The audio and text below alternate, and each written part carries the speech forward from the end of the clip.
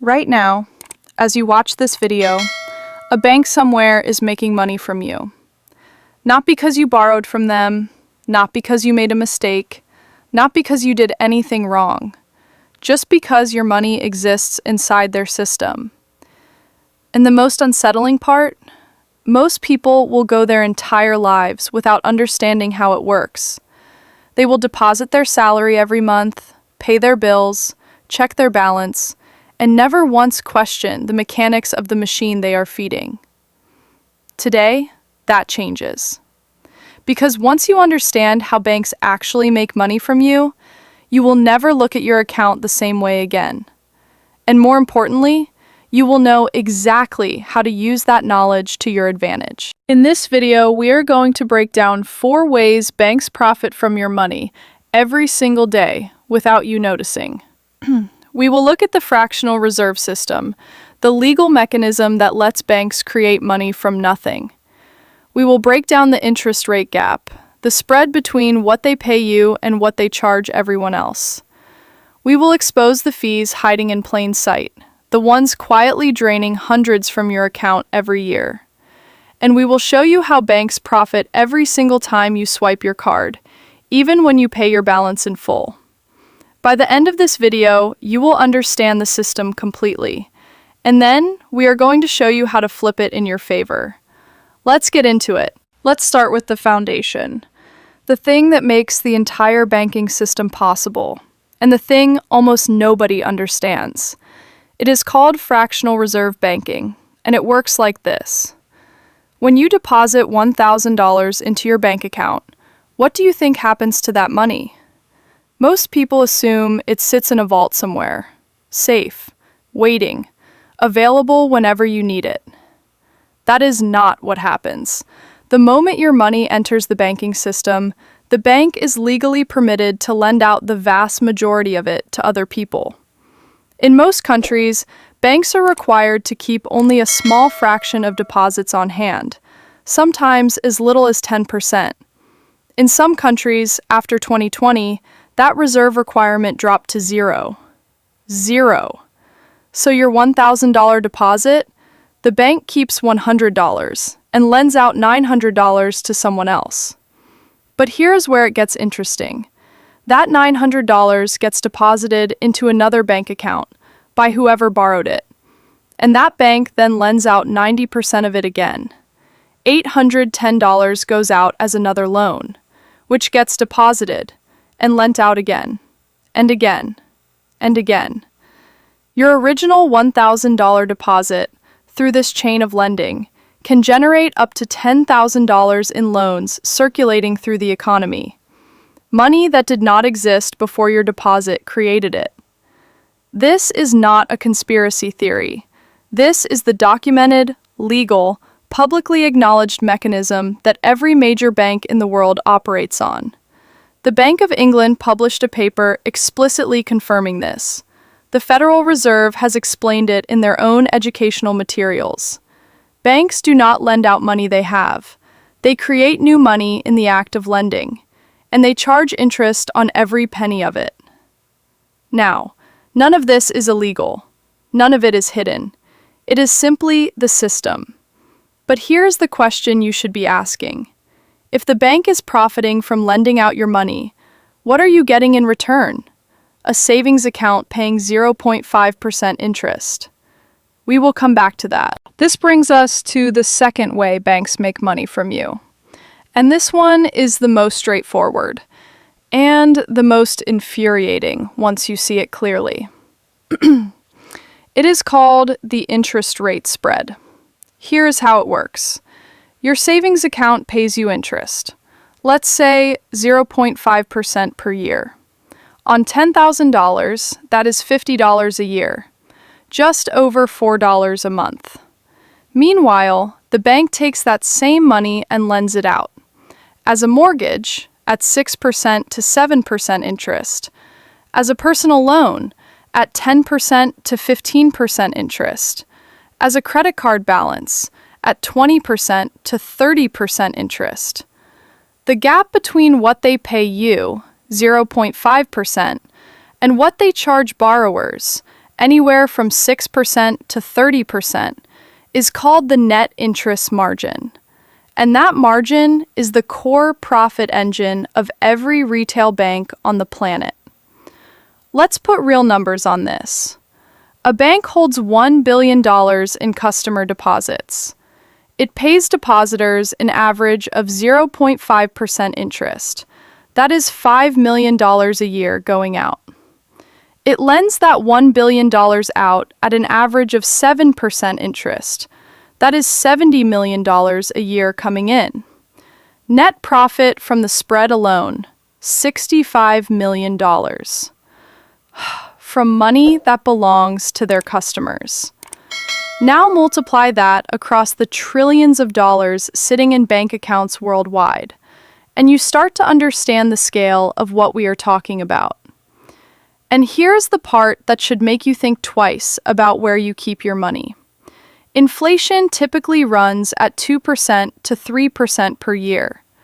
Your savings account is paying you 0.5%, which means in real terms, after inflation, your money is losing value every single year it sits in a standard savings account.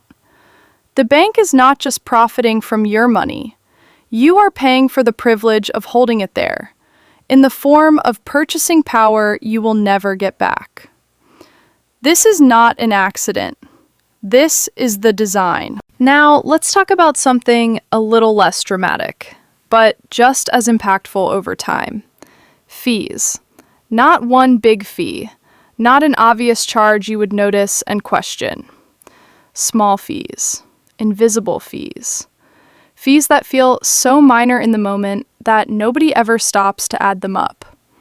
Monthly account maintenance fees. $5 to $15 a month just for having an account. Overdraft fees. $25 to $35 every time your balance dips below zero, even by $1, even for a few hours. ATM fees. $2 to $5 every time you use an out-of-network machine. Foreign transaction fees. 1% to 3% on every purchase made in a different currency. Every holiday, every online purchase from an overseas retailer. Wire transfer fees, paper statement fees, inactivity fees, minimum balance fees. Add it all up for a typical person, and the average customer pays between $200 and $400 in banking fees every single year. $400 a year. That is $4,000 over a decade. Not from one big charge you would notice and challenge, from dozens of small ones, each individually too small to care about. This is intentional. Fee structures are designed to stay below the threshold of action, small enough to ignore, large enough in aggregate to be enormously profitable. In 2022, U.S. banks alone collected over $7 billion in overdraft fees. $7 billion from people whose accounts ran short. And the people paying those fees most often are the people who can least afford them. The good news is that this is the easiest of the 4 revenue streams to stop feeding. Switch to a fee-free account. Set up low balance alerts. Use in-network ATMs or a card with no foreign transaction fees. Small adjustments, hundreds of dollars saved annually. This one surprises people the most. Every time you tap your debit or credit card, at a coffee shop, a supermarket, an online store, the bank collects a fee. Not from you, from the merchant. It is called an interchange fee, and it is built into every card transaction on the planet. When you pay $5 for a coffee with your card, the coffee shop does not receive $5. They receive somewhere between $4.85 and $4.93. The remaining 7 to 15 cents goes to the bank that issued your card. On a $5 purchase, that sounds trivial.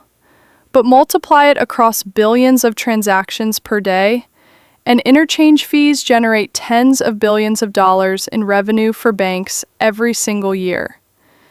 Visa and MasterCard alone processed over $14 trillion in transactions in 2023.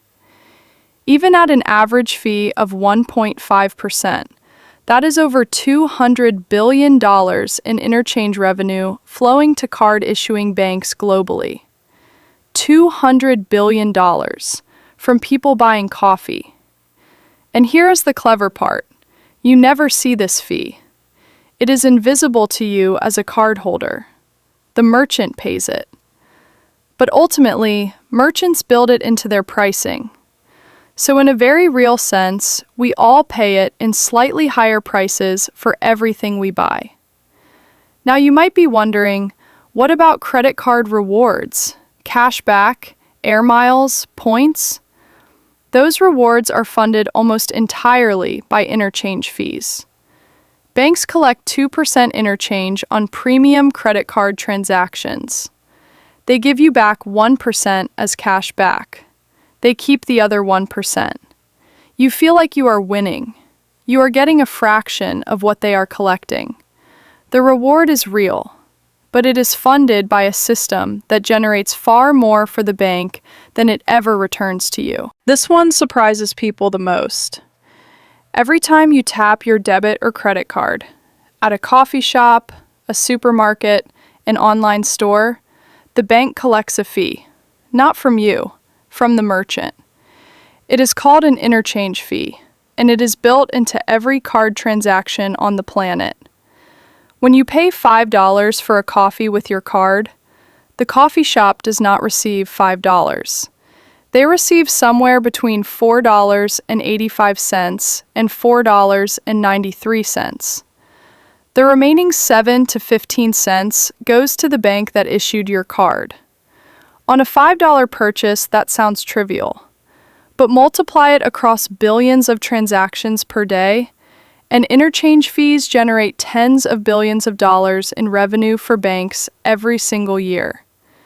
Visa and MasterCard alone processed over $14 trillion in transactions in 2023.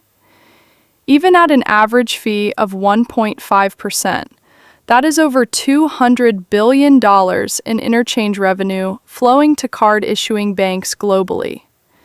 $200 billion from people buying coffee. And here is the clever part.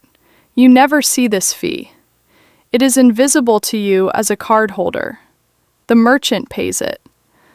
But ultimately, merchants build it into their pricing. So in a very real sense, we all pay it in slightly higher prices for everything we buy. Now you might be wondering, what about credit card rewards? Cash back, air miles, points? Those rewards are funded almost entirely by interchange fees. Banks collect 2% interchange on premium credit card transactions. They give you back 1% as cash back. They keep the other 1%.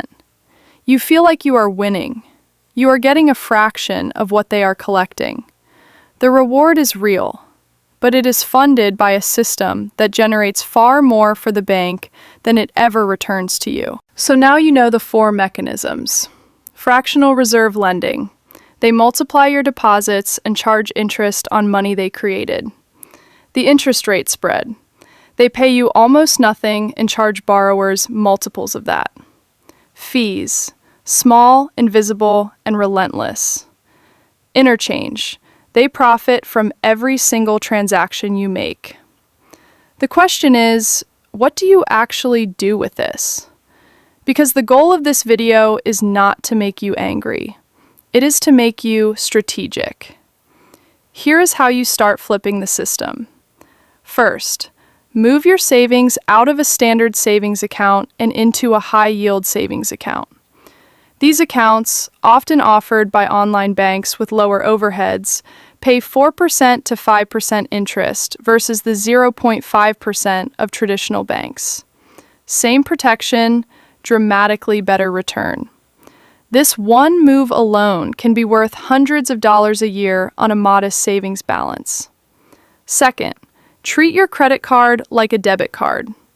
Use it for everyday spending to collect interchange-funded rewards.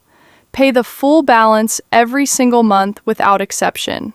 You collect the rewards, you pay zero interest. The bank still makes interchange, but you take back a meaningful share of it. Third, keep the minimum possible in a standard current account. Only what you need for monthly expenses. Everything else in assets, in index funds, in a high-yield account, anywhere that generates a return above inflation. Fourth, audit your fees once a year. Log into your account. Look at every charge over the past 12 months. Call your bank and ask for fee waivers. Most banks will waive fees for customers who ask. If they will not, switch. There are genuinely fee-free banking options in almost every country now.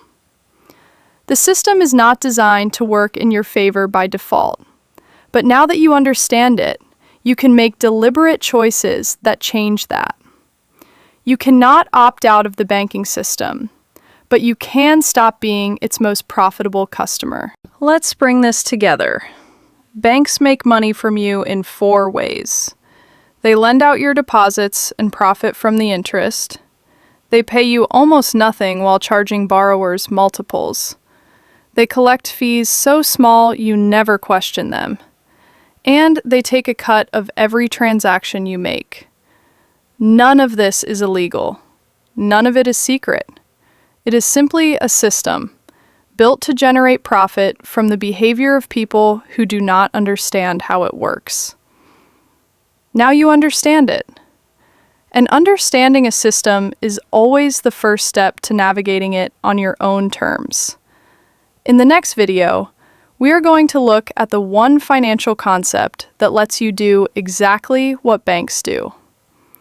Take a small amount of money, put it to work, and watch it multiply over time, without you having to do anything else. Compound interest. The concept banks use to build billion-dollar profit engines. And the same concept that, used correctly, can build your wealth on autopilot. Subscribe to Wealth Decoded so you do not miss it. If this video changed the way you think about your money, share it with one person who needs to hear it. I will see you in the next one.